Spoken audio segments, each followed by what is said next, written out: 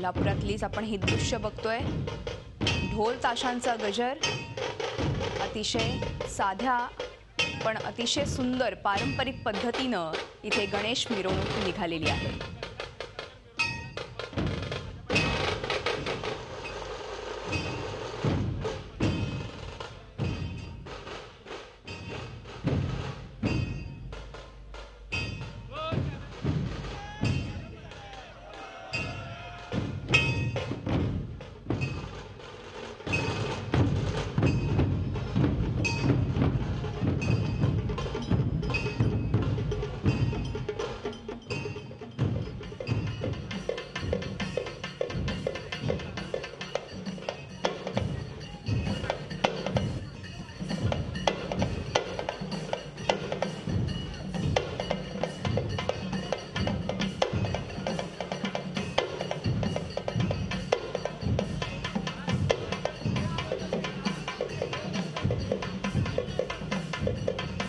आपण बघतोय कोल्हापुरातली ही दृश्य पारंपरिक पद्धतीनं गणरायाला निरोप दिला जातोय आणि एकूणच तिथल्या या विसर्जन सोहळ्याचा आढावा घेतलाय आमचे प्रतिनिधी प्रताप नाईक यांनी।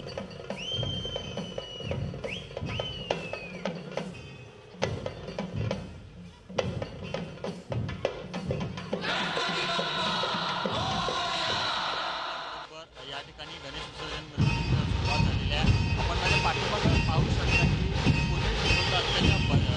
या एकूण 8 गजरामध्ये गणपती बाप्पाला निरोप देण्यासाठी या सार्वजनिक गणेश मंडळाचे जे कार्यकर्ते आहेत ते जमा झालेले आहेत। आपण बघतोय की तुकाराम माळी तरुण मंडळाचा हा जो गणपती आहे तो मानाचा गणपती मानला जातो आणि तोच गणपती आता या मिरवणूक मार्गावर अग्रभागी आहे।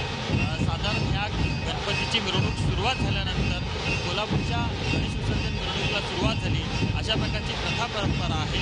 आपण बघतो की मुंबई पुण्यानंतर कोल्हापूरच्या गणेश उत्सवाला खूप मोठं वेगळं स्थान आहे, कारण कोल्हापूरमध्ये सुद्धा तितक्याच जोमानं तितक्याच उत्साहानं गणेश उत्सव साजरा केला जातो आणि यंदाचा गणेश उत्सव डाल्बी मुक्त व्हावा याच्यासाठी कोल्हापुरातील अनेक सामाजिक सेवा संघटनांनी असतील किंवा इतरांनी मोठा प्रतिसाद दिलेला आहे। त्यामुळं यंदाचा गणेशोत्सव पूर्ण डॉल्बी मुक्त होईल अशा प्रकारची स्थिती सध्या दिसून येते।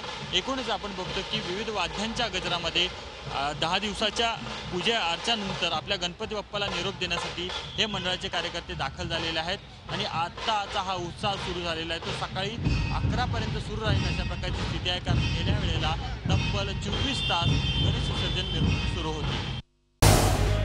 झी 24 तास रहा एक पाऊल पुढे।